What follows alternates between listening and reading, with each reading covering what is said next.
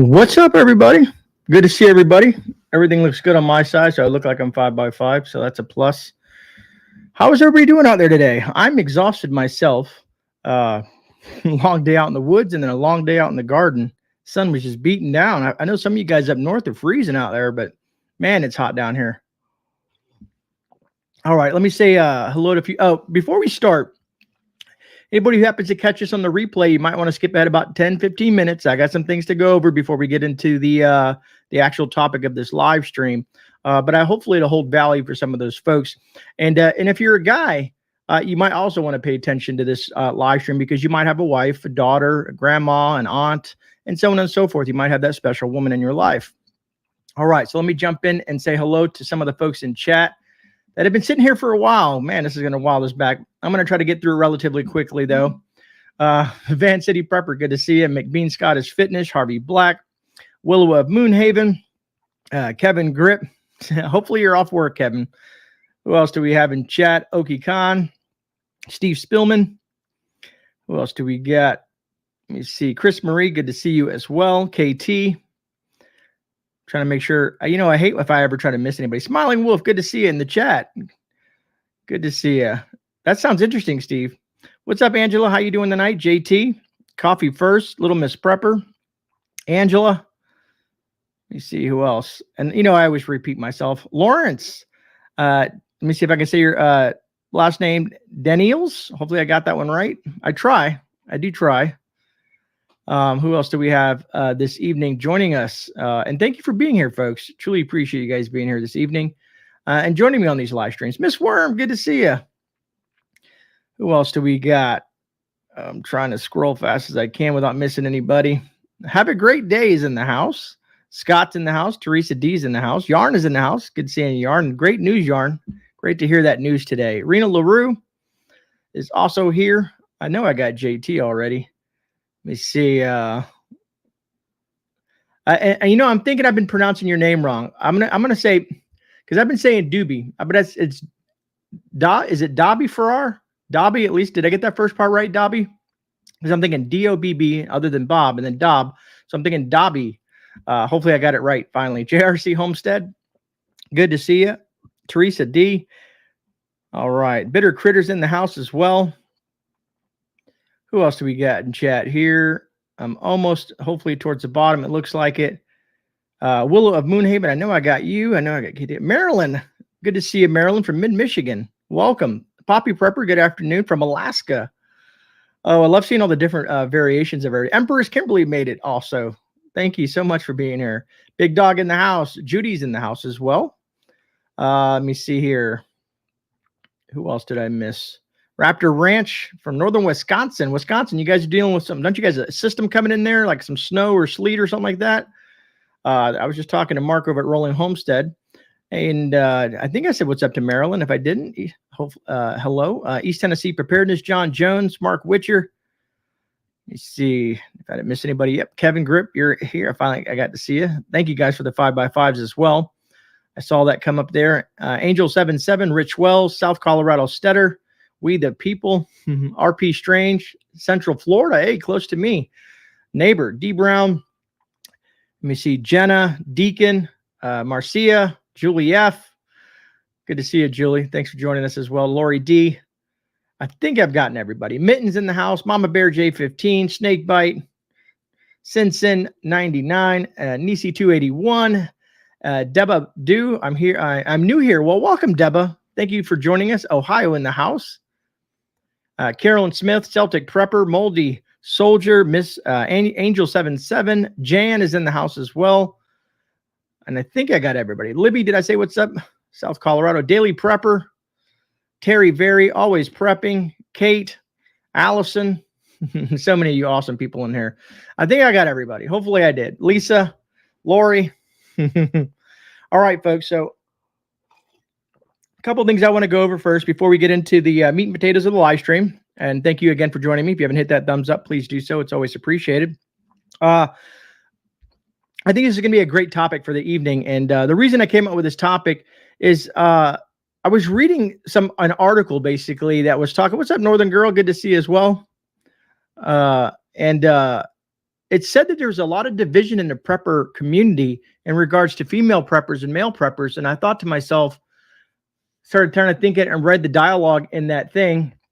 And I was like, I don't know. My subscriber base is about 50-50, 50% male, 50% female. Thank you, Texas T, for the super sticker. Truly appreciate the support. Arc Wildman, good to see you as well. Laura 55987, good evening from Minnesota. And so I thought to myself, you know, I was going to make a video out of this and just do a standalone video, but I'd rather have the input from you, the viewers, while we're sitting here talking about this subject. Now, first of all, I want to say thank you to you folks. You guys have, a lot of you folks have been with me for quite some time. A lot of you folks are new. So sometimes the live streams will just talk about whatever we'd like to talk about and have a good time. And then sometimes we'll be topic specific. Usually in the beginning, I like to go over a few things, and two things I want to thank you guys for. I got notifications from YouTube about a couple of weeks ago. This one's 2 weeks ago, and I wanted to share these with you. I guess they're achievements in the YouTube world. First of all, I want to thank you guys. It says right here, let me see if I can make that a little bit bigger. It says, I've hit 1 million views 2 weeks ago. Had no idea. Well, we've had 1 million views on the channel, so truly appreciate that. That is very awesome. I guess that's a milestone. If YouTube is letting me know that we did that, I guess. And also it told me that I've reached 100,000 hours about a month ago. So I just caught that one too. 100,000 hours a month ago. Thank you. This is all due to you folks for all your support and whatnot, you know. So I thought that was kind of things I just wanted to share with you folks. Sheila Family Channel, good to see it from Northern. Hello. Yeah, thank you, Miss Worm. So I got a package here, and funny enough, Central PA, Chris Marie. All right.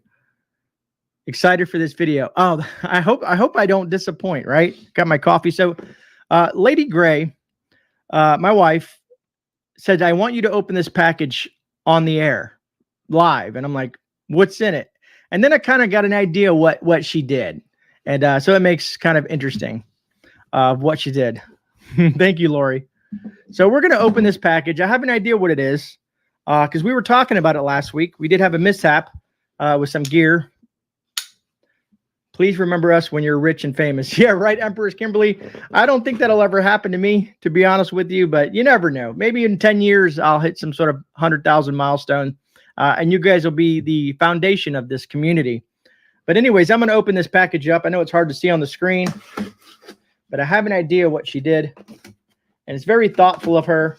And that's another reason of having a great partner. You know, she's an awesome wife. And yep, I can see what it is already. So let's open this up a little bit here. Let me see if I can put this towards the screen. I didn't cut it all the way.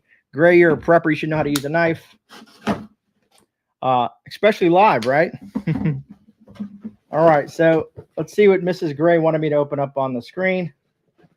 And it's what I thought it was, but you guys probably can't tell what this is. I'll try to bring it up closer to the screen.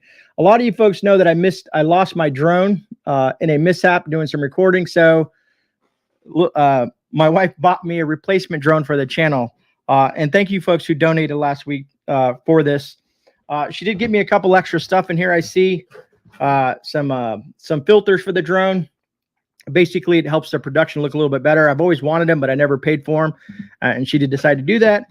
And a couple SD cards. So thank you, wife, so much for the gift and as well for the channel. It's because I consider it a gift for myself and the channel because we'll be doing some epic drone footage again. And I'm going to do something special for her and you guys, just with strictly drone footage. We'll have just to be a nice relaxing video for everyone. Empress Kimberly, I will tell you. But that was very kind of her. I really appreciate that. And hopefully she's watching. If not, she's probably, I know she's at work, but she's probably watching. And thank you, Gina Brown. And a lot of you guys, folks that, did she get the, yeah, right, Mike? They don't come with it, man. It would have been quite intriguing if they did, right? It'd be quite intriguing if they had something to support them in the water. Thank you, Mitten. Daily Prepper says, you know you need your part 107 to fly that if you use the video on YouTube. Yeah, Daily Prepper, I've done, I got all my stuff for that, especially I've looked at all the legalities here in Florida. I've done some other drone videos. Willow Hamuhaman, thank you for the super sticker. I truly appreciate the support. hook some kiddie floats onto the bottom of it. I pondered a couple ideas, and who knows, but we're going to name it the SS Monty 2, just because we had the SS Monty originally. Yeah, you guys are awesome. Who knows, I may crash it again. But I'm going to try to be a lot more careful. I'm going to take my time. A parachute, right, Mike? That would be great. Have to give her a big kiss after this, right? Right, Lawrence? Oh, man. Sorry, I had a phone call. No problem, East Tennessee. No problem at all. All right. So let's kind of, so this topic is kind of important, okay, folks? Because I kind of agree with parts of the article that I read. I don't feel that there's a division in the community in regards to the way they try to present it on Reddit. Was that there was a division, and someone took a couple Reddit prepper Reddit forums and used it in an article saying that there was division amongst men and women in the prepper community because a lot of the information is male dominant, be it from bug out bags or a lot of people like myself, let's say this version of me, which is a talking head, as they like to call it. And a lot of you folks know that I go beyond just this part of it. You know, I hope to do more outdoor videos. It's a little bit more complicated. I guarantee you that. It's not as easy to do a video like here talking to you. I've been trying to get away from that, but sometimes it's the heat, folks. It can be nasty out there. What's up, Sherry? Good to see you as well. Just cut a milk jug for a diving helmet and find the first one. Right, Mike? I want to have a friend of mine. He says he's going to try to snag it. He does a lot of gator snagging and stuff like that. And he said he was going to try to do that for me, but we'll see. I don't know. It'll be cool to have it and put it on a shelf somewhere and kind of like as a memory. You know what I mean? And I don't know. Who knows? We'll see what happens. What's up, Oslander? And rain, too bad. I wish it would rain, to be honest with you. So like I said, the last couple of days I've had to do some extra watering in the garden, and I'm working on doing some more stuff in the garden. And of course, you know, I'm going to do a garden video. I might do one tomorrow. And just to give you guys a warning, next week will probably be a bunch of reviews because I am backed up on reviews again. And these folks are starting to get mad at me that I'm not finishing them up. Anyways, on to the topic at hand. And let me bring my handy dandy notebook up so I know what I'm talking about so I don't forget. And hopefully what you guys can take away from something like this is some helpful information, be it for yourself, if you're a female prepper, or if you're a male prepper, something that you can use and help, you know, your wife, your daughter, you know, grandma, and so on and so forth. You know what I mean? A couple key things. I want to focus on bug out bags at first, and then we're going to look at some of the things that females may need to stock in their bug out bags or in general, versus some of the stuff that men will just stock in their bags. You know what I mean? Because there is a difference. There's different necessities for a male and female. And one thing I do want to say is a female is just as strong as a male when it comes to the prepperverse, my opinion. Maybe some of you do agree or disagree. That's your opinion.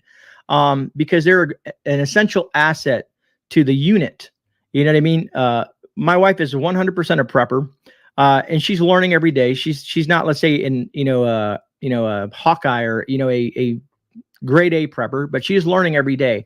But she has skills that I don't. She has gardening skills that she teaches me that I then regurgitate and show on YouTube. But she's the mastermind behind that. She's better at sewing than I am. What's up, Dawn? She has better at organization when it comes to the prepper pantry. So there's things that she does that helps me learn from her, and I learn that helps me learn from her and her learn from me. So we're a unit, and we're a team. And I feel that having a team is just better than being that lone wolf out there. Right on, JT. JT says females must have chocolate in their bug out bag, and this is the reason why I wanted to do this live, because I wanted people to be able to have their feedback in there. What's up, Barbara? KG. Yeah, and Red Rose, Rose Red Homestead, another great channel. I've watched her. Where I'm getting lost because I'm getting in the chat here. What's up, Appalachian Nature? Definitely more organized, right on Appalachian. I agree. So we can learn from each other. Male prepper, female prepper. It's a community. It's a unity between two people or a group of people, male and female. So when it comes to the bug out bags, a couple things I want to talk about. Is a lot, and this kind of relates to everybody, but let's, we'll kind of focus it on the general public, but also in the female prepperverse. It says, with exercise, I become physically prepared for carrying a pack. So what that statement means is by putting on your pack and exercising with your pack, walking with your pack. Let's say you're going to walk the dog. Every once in a while, if you're going to be walking anyways, right? I know it may seem weird for some folks, but who cares what other people think? Is throw on your bag and walk your dog. That way you can kind of get an idea of what it's like to walk with that bag. Because walking, let's say you walk around the block a couple of times, let's say you walk a mile with the dog or whatnot. And I'm just using this as an example. Of course, there's other forms of walking. People walk for exercising. People walk to, with the family or whatever. But I'm just saying, put the bag on, use the bag, and get used to that bag. Now, a lot of times you want to look at your size and your stature. You know what I mean? If you're more of a petite person, you need to look at things that you're doing with that weight on your bag, because a lot of people have the tendency to overload their bags because they feel they need a bunch of different things. Right, Oz? Where is it at? And it says, with more practice, more practice helped me to be conscious of my limits. So the more you use the bag, the more you practice with the bag, the more that you're going to understand your limitations with that bag and adjustments that might need to be made with that bag.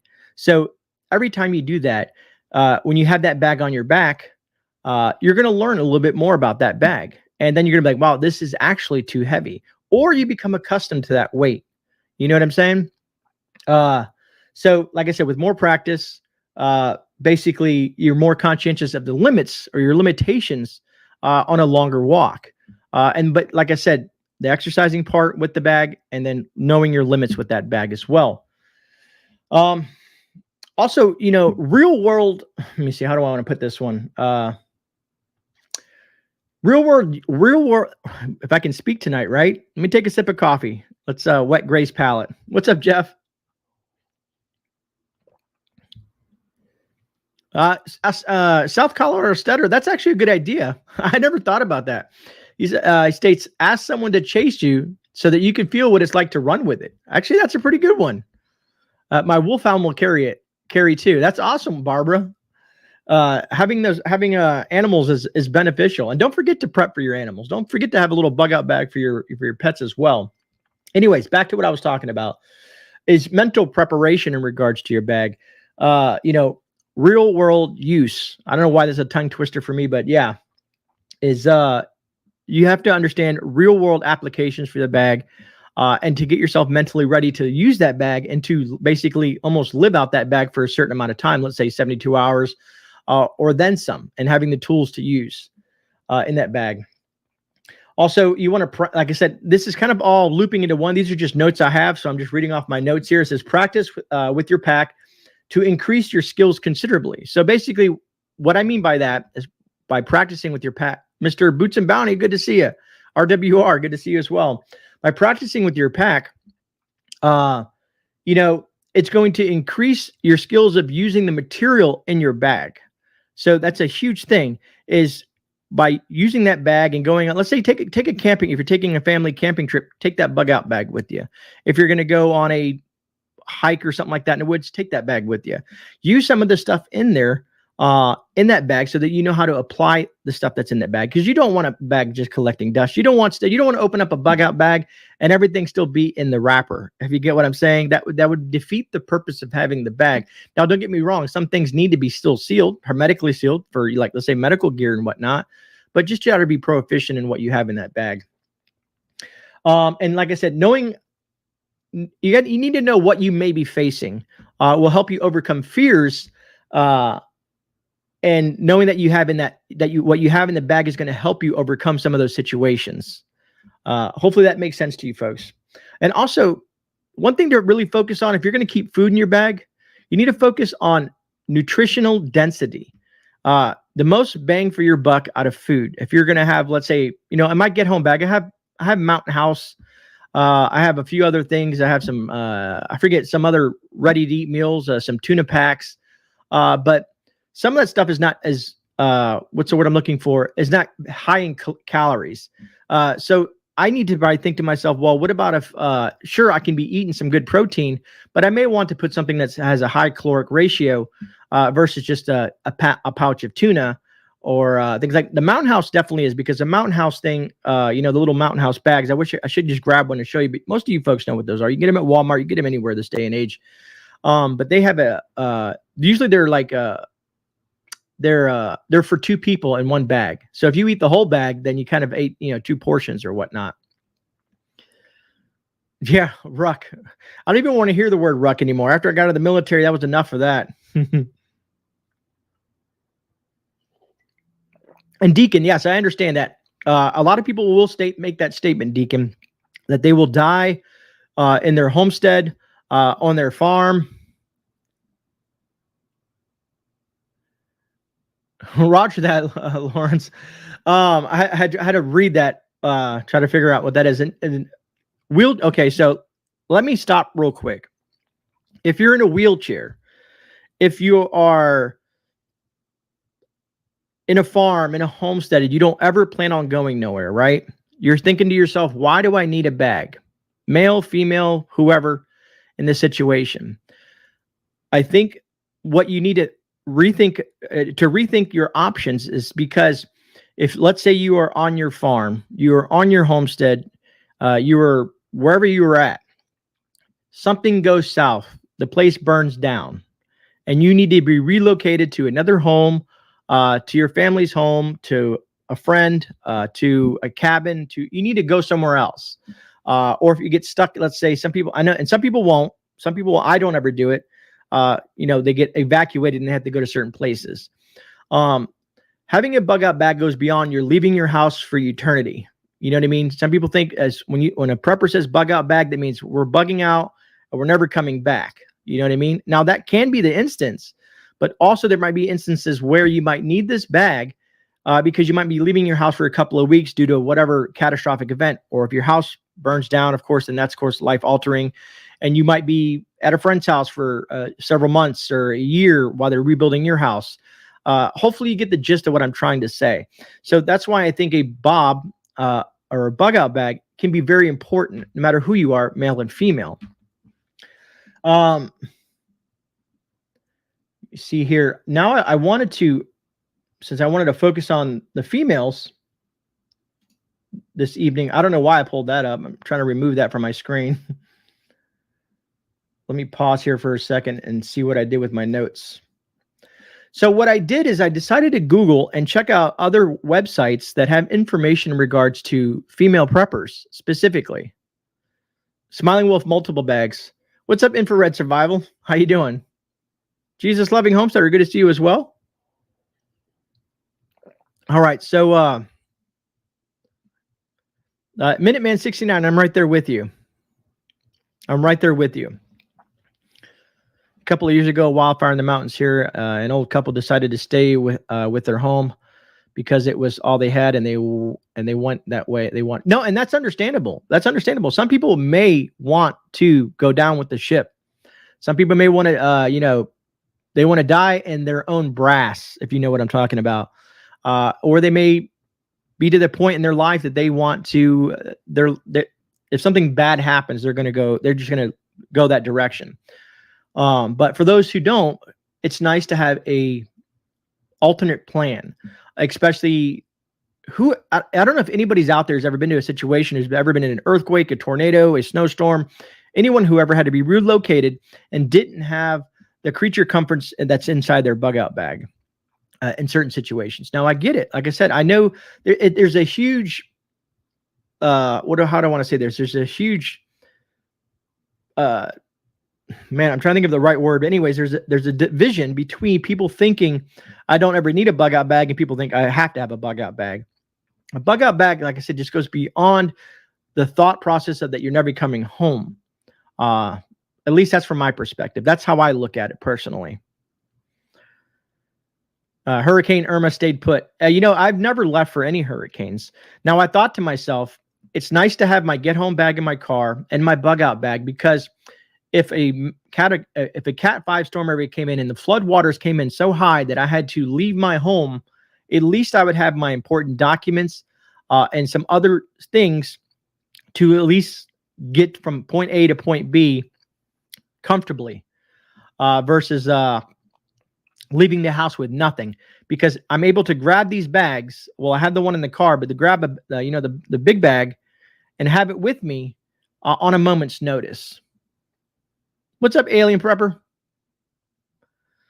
Dakota Hayes, that's understandable. And hopefully you prep for your pets.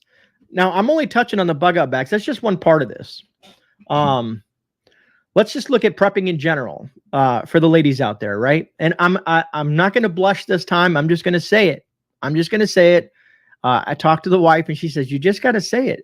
It's life, and you're a grown man, and you should be able to say it." Barbara says, "I'm 4'10", small person." Well, Barbara, there's smaller bags, there's lightweight bags, there's still things that you can do, but you have to analyze what you're putting in that bag. You know what I mean? You have to figure out what's, look at the 5 C's of survival, and maybe think of that. Now, some people, maybe you don't want to make a bug out. Maybe you don't want to make a bug out bag for survival. You want to make a bug out bag in case you have to be evacuated. Maybe you want a bug out bag with all your personal stuff in there. Like I said, pictures, what else? Your deeds and titles and all that fun stuff like that. Things that are important to you. Maybe it's an important bag. Maybe I shouldn't call it a bug out bag, an important bag that you want to take with you, because some folks do not have the capability to go out in the woods and survive out of a bag in the woods. I get that. Shoot, I'm getting older. Over the years since I've been prepping, I've had to change the way I do my bag, because when I was younger, I can hold a lot more weight and go 20, 30 miles without being exhausted, or, without a flinch. As I get older and my body says, no, you can't do this no more, I have to redo my bag. So every few years, I redo my bag. I look at things, and here's a big thing, folks. In a bag, when you put stuff in this bag, you should be thinking about this. How many purposes does this tool have in my bag? So if you have, like I say, a multi-tool, of course, states what it says. It's a multiple purpose use thing. But there's other things that you can use beyond what they're intended for. So the more uses that object has, the more valuable it has in your bag. Now, let's look at women. My wife says lipstick, right? How many people think about lipstick in a bug out bag, right? I'm just curious if anybody out there. Dupsy Daisy, gals need, yes. I'm going to go. It's right in front of my face, Dupsy Daisy. And thank you for that super chat. Truly appreciate that. But how many people think lipstick in James from Winnipeg? Hi, his sweetie. Good evening. And she made a great, what's the word I'm looking for? A great point. She says, I can use lipstick if I need to leave a note. If I need to write on something, I can use it for a marking tool. She said also lipstick is made out of certain things that you can use that can be flammable. But she had a lot of different ideas for lipstick in general. And I said, wow, that's kind of intriguing. So I was like, okay, chapstick as well. I can't live without lipstick. And some people may not use lipstick, but it's just something to, okay, let's use hair ties. How about hair ties? You know what I mean? Think about that. How many uses can you use for a hair tie? They have an elastic band inside of them. So a woman may have lipstick, hair ties, and certain things like that inside her bag, or just preps them. You know what I mean? But I thought about that, lipstick, hair ties, some of those things were like very important, at least to her. And that's what it all comes down to, folks, is what is most important for you, that's going to make your life comfortable outside of everyone else. Because everybody does a bug out bag video. And then some people will try to duplicate that bag. And I know we're stuck on the bug out bag scenario here, but you need to build the bag that's best for you, weight-wise, gear-wise, and everything else. You can watch a video and get some ideas, but it's not best to duplicate someone else's bag. At least that's from my perspective. Hair down to almost my butt. I need hair ties. Right on, coffee first. My wife's hair is hers is about that long as well. Got to have hair ties, bobby pins. Life with Bobby, great. I'm glad you read bobby pins. Bobby pins can work in a pinch for several different things. I don't know if you've ever seen the old school lock picking with bobby pins. They actually work. I thought about doing a video on that, but I don't know how friendly YouTube is with lock picking and showing people how to break into stuff. Let me see. JT says yes on the hair ties, but no room for bras because an abundance of chocolate. That's scary. Oh, what's up, Latina Prepper?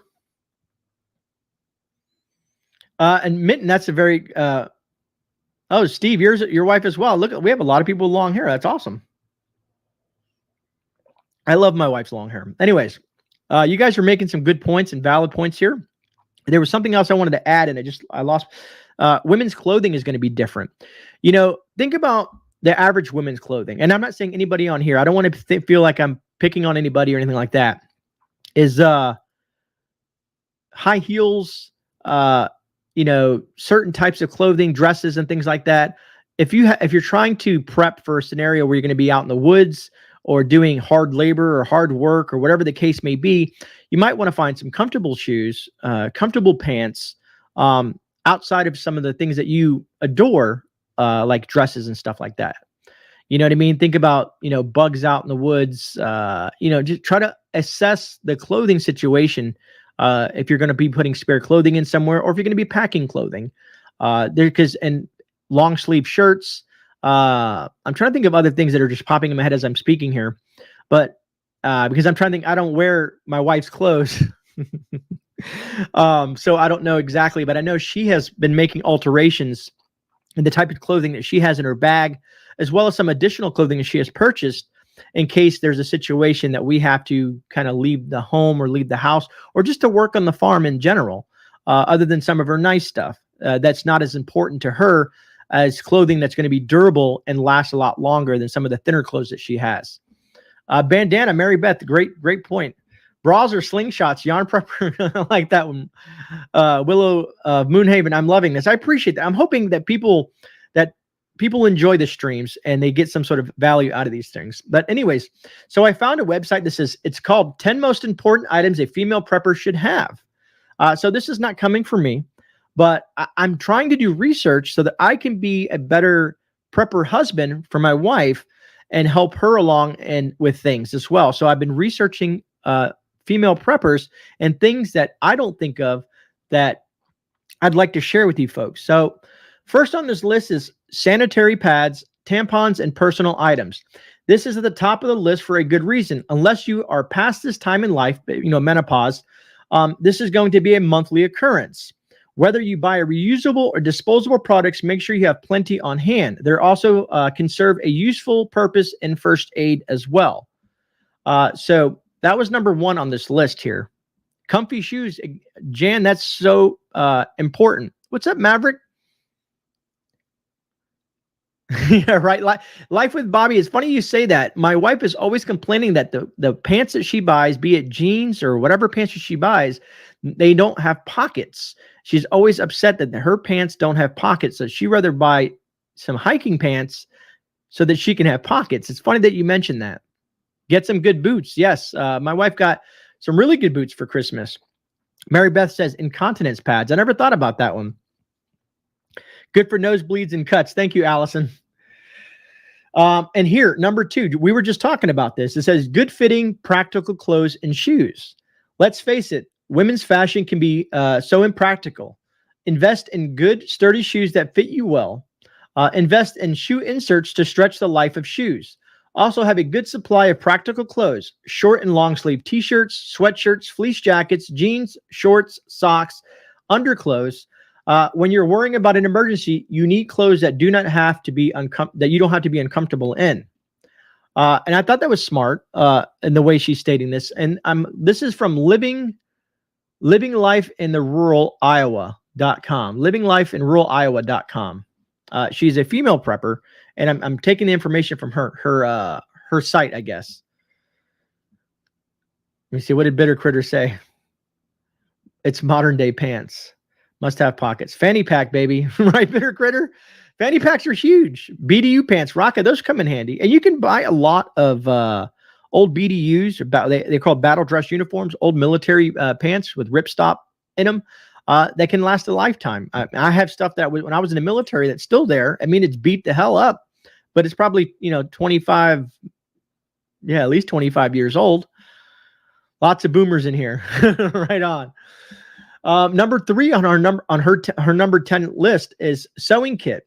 Having a good sewing kit can help you keep clothes in good repair. You can also use it to fix a tent, backpacks, and other items. The old saying, "A stitch in time saves 9," applies very well here. Having the ability to fix small rips with a good sewing kit will save you from having to make a major repairs or costly replacements later on. If you can invest in a non-electric sewing machine too, you are set. Okie Con, right? I just saw that. Oh man, that made me laugh. That's why I get men's clothes, pockets, and comfortable. Agreed, Life with Bobby. I agree 100. UTI medicine as well. Steve Spillman, that's a good one. UTI medicine. Also learning your medicinal plants that you can use for UTIs. Different types of plants, and your medicinal plants are huge, folks, because if things ever went truly way south, and it was the end of the world as you know it, there wouldn't be pharmacies anymore. Within the first 6 months, I would say every pharmacy will probably be cleaned out, if they still exist at that point. The looting would be profuse, specifically in pharmacies and grocery stores. Those are probably the two where they're going to be hit, as well as stores like Dick's Sporting Goods, Academy Sports, Bass Pros, all those places, all the hunting and hiking gear, that would be hit tremendously. Tactical pants are good. And some people say, well, we need to be gray. We need to be blend in. I get that. I do get the whole aspect of the whole the gray man theory. Funny enough, right? But it has to be proud. Here in Florida, you can wear camouflage. You can wear tactical backpacks. You can have if you're out fishing or something like that, you can wear your gun on your hip. You're on your property. It's normal here in where I live. So that's gray here. Camo is normal here and where I live. Everywhere I go, people are wearing type of camo or hunting gear and whatnot. It's all that's just what we wear here. Anyways, moving on. Now this one I was a little bit puzzled, but then she made sense at the end. Okay. So we're going to go with this one. What's up, Frontier Preppers? Good to see you. Cargo shorts can come in very handy in Florida. Just make sure you have high enough boots to prevent yourself from certain things like, because the mosquitoes are nasty in Florida and other places as well. But you want to watch for things like snakes and stuff like that. So if you're going to wear shorts, maybe you have higher boots to protect your feet from snake bites. There's always a give and take with type of gear that you wear. That's why even in the hottest summer days, you'll see me wearing 99% of the time, I'll be wearing thick pants when I'm out in the woods, just because I'm usually out there by myself. And if anything happens to me, no one will probably know for quite some time. Hopefully I can reach my radio or my phone, one or the two, and I'll be okay. But I do it for the tube. Plus I do it for my health. I love going out in the woods. Anyways, number 4, it says good cooking utensils. Don't you hate it when your favorite stirring spoon breaks in the middle of making stew? Me too. I switched to stainless steel cooking utensils and haven't looked back. They are sturdy and can handle heat and be used for inside and outside cooking. I do have silicone spatulas and wooden spoons, but I rely on my stainless steel utensils the most. And the reason I was curious about this one is because a lot of people, my wife always tells me to watch the type of utensils that I use when I'm cooking, so I don't destroy her pans. But I'm thinking, cast iron and some other durable pots and stuff like that you'd probably using in some of these scenarios could probably handle stainless steel. I guess you just got to be careful in what you use, but stainless steel would seem to me last for quite some time versus some of the things like wooden spoons and stuff like that. Or if you're very creative and you want to be like Gray, and like the situation I had a while back, is you might have to make a spoon out of wood. You know what I mean? Whittle some wood. Ark Wildman, I think, has done it. I've seen Ark whittle out a spoon and use a spoon, cups and some bowls and stuff like that, I think, if I recall correctly. So having those options, there, but if you break it, then you got to keep on making them. Ticks and chiggers are the worst. Deacon, I agree. Luckily, I don't have to deal with that too much in this area, surprisingly. Julie F., I'm about to go right into that. Cast iron, Julie F. says. You need to buy better pans, right, James? Let me see. Cast iron is number 6. We got to go to number 5 first, and then we'll get to cast irons. Just use a knife, LOL. Yeah, right? And I have plenty of those. My wife says I have too many knives and too many pew-pews, but I just love them. I love collecting them. Anyways, it says, number 5 says multiple means of protection and self-defense. Every woman should own a handgun and know how to use it. I carry pepper spray, a knife, a stun gun, and a tactical pen and or handgun with me almost everywhere I go. I also believe a woman should know self-defense and learn how to fight with your body or a weapon. You aren't very valuable to your family and friends if you are injured or dead. And ladies, do not be afraid to fight dirty. So what she means in that is, you know, have an assortment of available weapons to you, and also know how to use them.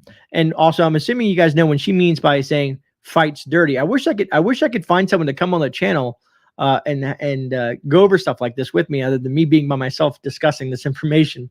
But we're gonna make the best of it, right? But she says, don't afraid to be fight dirty. No, when it comes to your life, if you need to bite, kick, scratch, and go for the, you know what, do what you got to do, ladies, because it's up to your survival. You do whatever you can to get out of that situation. Matter of fact, I did an entire video on, yes, Dakota Hayes, exactly. I just don't want to say that.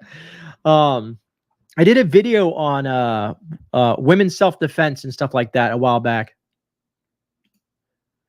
Let me see. I would say Willow says, I do have an axe and throwing knives. Anything is going to be better than nothing.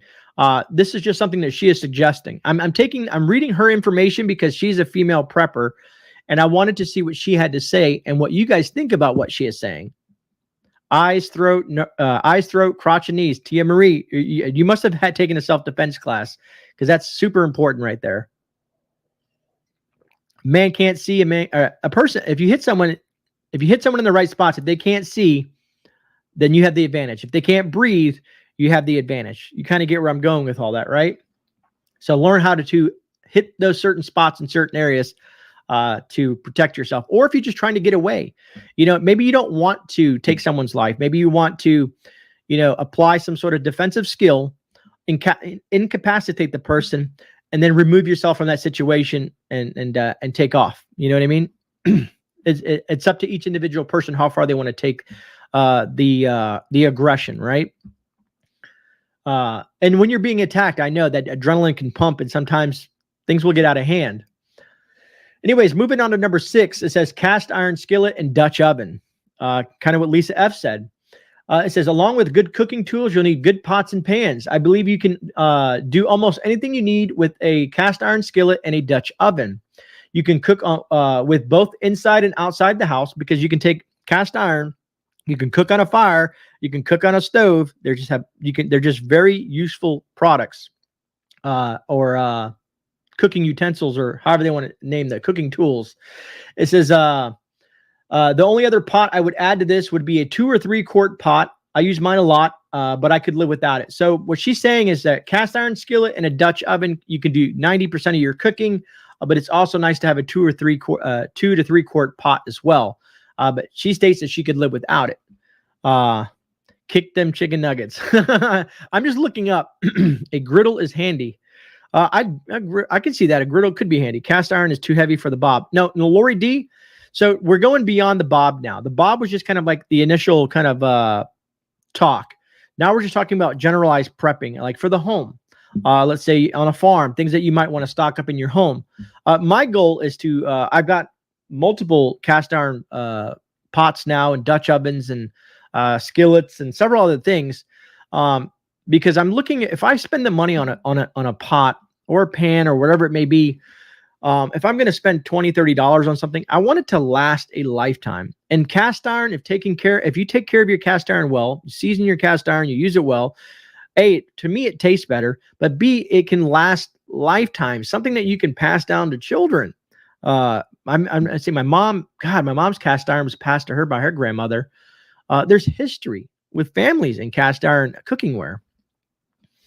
Number 7, and I know all you guys are going to agree with number 7 here. Rum, lots of rum, right, John? Kit Carlson says, love cast iron. I have a Dutch oven, multiple ones, Teresa S says. It's also healthier for you, Don says. And I have read that as well. Angela77 says, Fresno lens, they can come in handy to start fires for sure. Size skillets. I only cook in cast iron. That's awesome, Snake Bite. Cast iron wok. I never thought about that, Teresa. You guys have some great stuff. I have vanilla beans in my rum. Right on, Don. All right, so number 7 is going to be canning equipment. I know everybody has to agree with me on this. Canning equipment. And I know you guys are waiting for me to start canning. I'm waiting because we're going to be moving soon. No matter what's happening, we're moving. And I'm still going full-fledged with the garden in case anything happens. You're going to see what's going to happen once I move, how I'm going to take this garden and move this garden to where I'm moving to. Excuse me. It's going to be quite intriguing to move an entire garden in the month of July to a new place. That should be fun. You never know. It's just life happens, and that's what you have to do. But hopefully we'll be harvesting some of that stuff as well. Anyways, canning equipment. If the stuff really does hit the fan, you have a plan to raise your own food, right? If you aren't already canning your own food, you need a good pressure canner, a water bath canner that could double for a stock pot, jars, lids, rings, canning equipment kit. This may prove vital to your survival later on.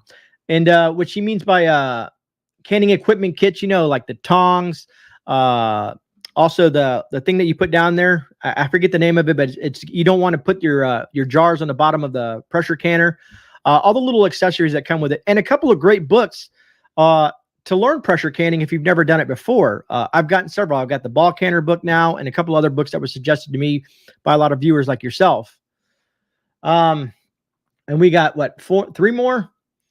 Number 8.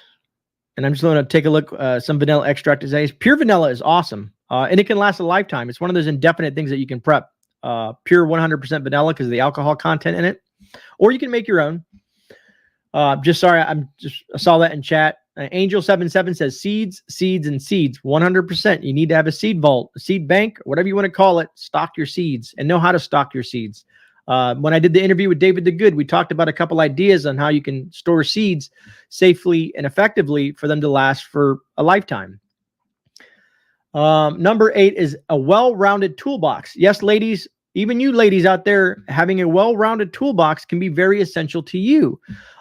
Be it if something happens, let's say your husband, boyfriend, father, whoever, let's say it does a lot of these different things. Let's say does the fixing in a survival scenario or on a homestead or on a farm. I think it's very applicable for you to be able to have your own tools and to know how to use those tools to substitute in case he is sick, hurt, injured, or whatever the case may be. So let's go what she talks about. It says, I couldn't tell you how important it is having your own toolbox filled with good quality tools. Get yourself a good toolbox, hammer, multi-tip screwdriver, pliers, socket set, wrench set, handsaw, level, pry bar, and whatever else you may find that you will need. While you are at it, pick up a screw and nail variety pack and have what you need to fix most things or build small things. So basically having screws, nuts, bolts, nails, anything you might need to build stuff with inside of that toolbox, and learning how to use that stuff and learning to do things, because it's the same thing. So when Lady Grey gets sick, I've gotten better at cooking and doing some of the other things that she normally does because I have to substitute when she's down, and I have to substitute for her. So I have to, I take what I'm doing and then add her chores to my list and to provide for my family, be it to cook for her, to cook for my daughter, and things like that.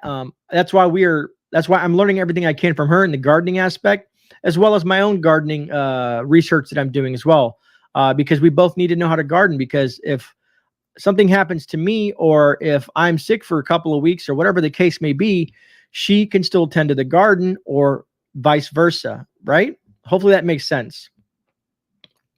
John says, I work construction. Steve Spillman is throwing out cordage. Yes, I know I have. Hold on. Yeah, right there, Steve. Hold on. Is this going to show up on camera? It should. I'm looking at my camera because there's a delay. Right there is 1,000 feet of paracord. There it is. Yeah. Okay. Willow, that is real close. I'm Neil Elmer. Lori D, actually, that's a good one too. Good gloves. Good gloves is huge. Especially you don't want to get calluses, tear your skin. You can get infections. There's all kinds of stuff. So having a good pair of work gloves, Maybe you want work gloves. Maybe you want some gardening gloves. Maybe you want some medical gloves. Have an array of different types of gloves and having a few backups. Why not, if you find a glove that you really like to work out in the garden with, or that you like to do your yard work with, why not buy a couple pairs? Because if you really like that glove and you've used it for several months or a year and they work well for you, buy a couple extra so that down the road you have them in case they ever stop making them, or there's a supply chain, or there's a SHTF scenario. You have several pairs of that glove that you know that will last you quite some time and that you're comfortable using. Allison says, I need pew pew training. I do suggest that. I do suggest everyone who decides to purchase a firearm does get some sort of training. It'll make you more comfortable with your firearm, for one. You know, you want to be able to apply that firearm in certain scenarios in a right manner, if that makes sense to you folks. Know how to clean it, know how to take it apart and disassemble it, know how to put it back together. Learn the situations that you might need to use it in. You know, learn the different types of accessories that come with it. You know, some people like to use different red dot scopes, hollow scopes, full-size scopes, depending on the type of firearm that you're using. And the list goes on. A flashlight that can double as a weapon. Yeah, I mean, some of these flashlights, they have like these knurled ends on them. And, you know, you can tap someone in the face with it. Also, the steel, you can definitely beat someone with a flashlight. Not as good as the old mag lights, I tell you that. The mag lights, those things were huge in diameter. But you could use this. You can hold it like this, and you can use this into someone's ribs. I don't know if you guys can see that. You're just making me think, as you guys are saying things in chat, I'm like kind of like finding things around my desk that I can show you.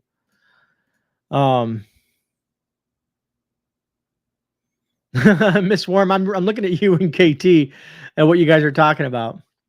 All right, let me try to finish this list with her real fast. She has her number 9 on her list is reliable transportation. A well-running vehicle will give you the peace of mind of not breaking down in the middle of the highway. If you have an emergency and need to leave, the last thing you need to worry about is your vehicle. Just a side tip, keep a few gas cans full of non-ethanol gas in your garage just in case you can't get to a gas station. They will come in handy. Trust me on this. So basically, she's probably run into a situation where she's ran out of gas. My wife just recently, a couple months ago, I think it was, she ran out of gas. Because here's the benefit to having a truck. A lot of people don't like to keep gas in their car because of it spilling, the smell. You know, if you don't know how to use the container properly, you know, you don't want to breathe gas fumes. So having a truck, right, is super beneficial.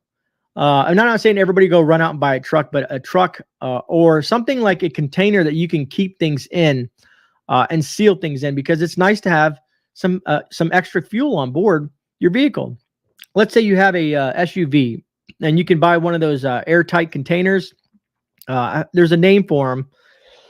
I can't think off the top of my head. There's a name for them, but you can put gas in there and separate that so that gas doesn't, that gas smell of the fumes doesn't fill your vehicle. But there's some really good gas cans out there that seal very well. Even if they fall over, they won't create an issue. But do your research before you purchase some of this stuff. Northern Girl Hobby says, ladies in the U.S. can get tastier lipstick. We can't get them here in Canada. That's great. The 100% gas made the total miles and empty almost double. Appalachian nature. Good point. Good point. All right. And number 10 on her list here is water filtering devices and water storage. Everybody knows you have to have water. Water is the key component to survival. Water is huge, folks. And I'm pretty sure it's been reiterated to you in the prepper community many, many, many times on many, many different channels. But it says, I can't understate this. Clean drinking water is crucial. I would get a large water filter system, such as a Berkey. Everybody knows what Berkeys are at this point. They can be very pricey. Some people have options to Berkeys outside of the Berkey, but Berkey is one of the most trusted names out there in the world when it comes to water filtration, at least specifically here in the U.S. Anyways, as well as smaller type straw filters like Life Straws, Sawyer Minis, the Grail filters. I'm going to be reviewing one called Membrane Solutions. There's different variations of small filters that you can keep in your purse, your bags, your bug out bags, your car, your vehicles, and of course at home, the Berkey. And they got different forms of Berkeys. And if you buy a Berkey, make sure you buy the extra accessories with it, or at least do so sooner than later, so that you have them. Extra filters, or learn how to make filters. There's some videos out there that can kind of teach you that stuff as well. There's some really good stuff out there. Anyways, it says, I also make sure to have several filters as well as spare parts in case you need to fix anything. She took the words right out of my mouth. There is also plans out there to make your own filters. Bleach and water purification pills are also a must-have on hand to purify water. So a lot of people know that you can use bleach to purify water. Now, make sure that you do your research when it comes to this. I think it's like a few drops. If I recall correctly, I think it might be 5 to 7 drops per gallon of water. Don't quote me on that. I'm going from my head. That's why I keep notebooks. I'm getting too old to remember all this information. But yes, I think it's 5 to 7 drops per gallon of water, bleach that you can use to disinfect the water. Of course, there's also boiling water. And then you want to run it through some cheesecloth or a handkerchief. If you have one of these are very handy things that you can use. You can use this for cover over your head, for scarves, wintertime, summertime, filter water. You can make this. You can carry stuff with this. These things are phenomenal. Very, very come in handy for so many different uses. Let me see here. Water purification pills is also a must-have to have on hand to purify water. And I like how she ends it as well. It says, I know some of this list seems a bit gender biased, but when emergency happens, most people fall back to traditional gender roles. However, if you are a single female prepper, you will need items that fulfill both roles. This list is geared to be well-rounded because I think it's important for guys to have all this on hand too. So basically what she's saying with her this list that she put together, it's geared towards women, but it's also important for men and women to kind of look at this list together, because both folks can get value out of that content. Matter of fact, what I'm going to do is I'm going to take a link to this website that I'm on, livinglifeinruraliowa.com. I'm going to copy that, and then I'm going to put it down in the description after this live stream ends. And it's probably close to that time. I've been rambling on for quite some time, I'm pretty sure. Let me see if I can go over here. Oh, no, actually, wow, we're right on time. This is awesome. Agreed, 8 drops per gallon. Okay, Hig Holmes said thank you. I know I was pretty close to it. I know there's some people that like to debate it, but on average, that 5 to 7 drops, and like you said, 8. Because let's say if you have 1 gallon of water. Is it a true 1 gallon of water, or is it a 5-gallon pail that you're assuming that's 1 gallon in there? So just kind of knowing the math and getting as close as you can possible to that is very pertinent. You can find this stuff, the information online, but it's good to write it down. Some people might not think this is the most relevant thing, but having a prepping journal, something to thumb through, is super huge. I don't know how to, I like tangible stuff. I learn by writing stuff down. I learn by reading material, and then making notes. I'm a very, hands-on kind of person. There's this term out there. What do they call it? The Google effect. I think they call it the Google effect. You guys can check it if you want. But they say that a lot of people this day and age rely so heavily on Google to find information, that they're training their brain not to retain information. They're training their brain not to retain the information they read. They go to Google, look it up. Okay, Google says this, and then they forget about it. And the brain says, okay, I guess that's not important. So they've been training their brain to use Google versus reading a book, writing notes, and things like that. And it's pretty intriguing. I think it's called the Google effect. I even heard it on mainstream news the other day. They were mentioning that. Hand pumps are great, Oki. Rich Wells, good point. Know what you have and where it's at. That's what I tell people. You can't. Organization is huge, and my wife is awesome at organization.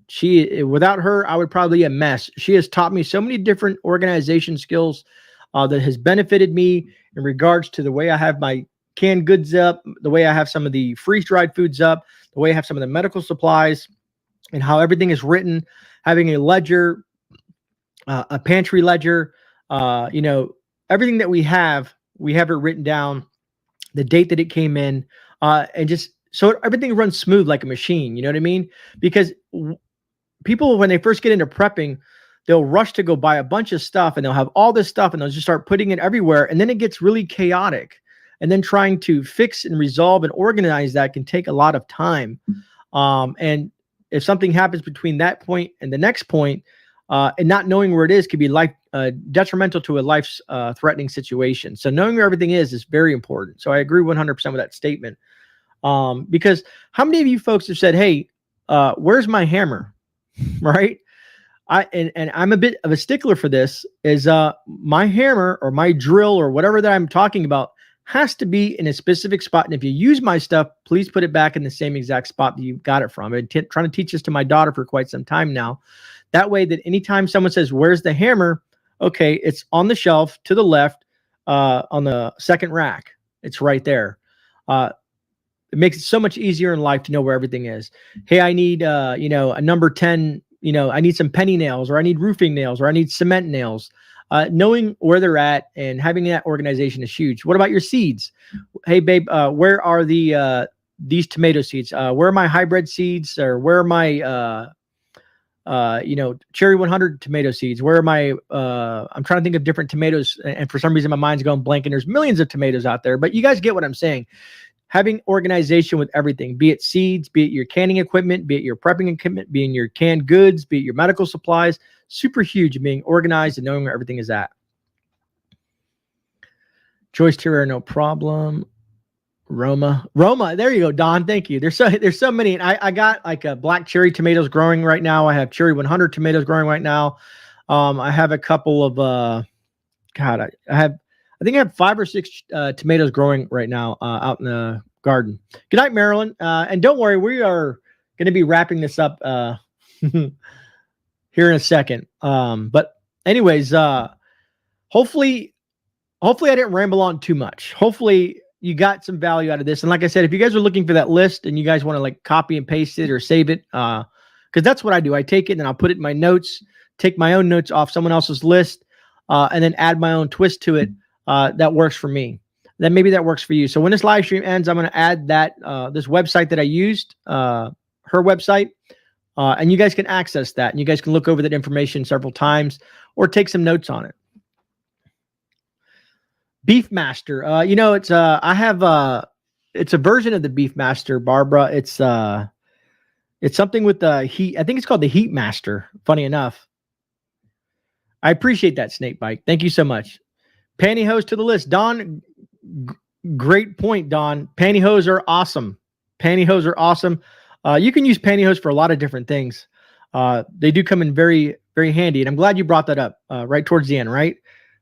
Good night, Allison. I have 100 That's awesome. All my things acres. That's awesome. I only have about 25 on my table right now at the moment. But I'm doing the cherry 100s, and I'm doing 2 plants of those, and the black cherry tomatoes. I'll probably have thousands here this harvesting season. So it should be interesting, but I'll be doing a lot of canning as well. Cherokee purple. We got some of those growing as well. She also has, man, I wish I could think of the name. She's really been wanting to grow these for a while, but we have Cherokee purples. The seedlings just popped on those. Seriously, menstrual cups save you. Don't have to tampons or pads. And Dupsy Daisy, yes, they make some really good menstrual cups. My wife was looking into those, and matter of fact, I think she ordered a few of those as well, because they're reusable. The ones that she has are not reusable. I think there's reusable ones and the ones that you can dispose of. But there's the reusable ones that you clean and stuff like that, I think, if I recall correctly. Pantyhose are hard to find now. But I can imagine. Remember when the pantyhose used to come in the little egg? When I was a kid, I used to always wonder what the little egg was, and it was eggs full of pantyhose. I guess they changed it up now. Anyways, I'm going to keep on sitting here talking. I want to say thank you to all of you who joined me this afternoon, or this evening per se, on the live stream. Thank you for being here. Thank you for, dropping your 2 cents. And interacting with the community. Truly appreciate that. Mods, always appreciate your time and effort. You guys do a phenomenal job. it makes life easier sometimes, because sometimes I'm trying to pay attention and you guys have already got it taken care of. So it helps me tremendously. We're in the eggs, legs, pantyhose. We're in the eggs. Has anyone mentioned fishing tackle and hand lines and hooks? Dale, no one did that. No one did mention fishing. We could be here for hours of all the different things. We need to do like a bug out bag series where we break down each part of the bug out bag and what we have in there. Not just do a bug out bag dump, but a bug out bag series where we look at our medical, what we have in there, our fire starting, our shelter, our water purification, and just do whole videos, like 10, 15-minute videos on those specific parts of the bug out bag series. Maybe I'll do something like that. I don't know. We'll see. I appreciate that, RWR. But yes, there's a lot of things that that we didn't mention in this video. And like I said, we could be here for hours, but I think pinball preparedness starts at 8 p.m. and I don't want to cut into his time and some others out there that people might want to visit outside of me. I don't want to be selfish and take up everyone's time. Other than that, hopefully you had a great time. If you can, hit that thumbs up button on the way out. Truly appreciate that. Stay safe, please. God bless. I'll see you guys in a rebound. This is GreyMan, and I'm out.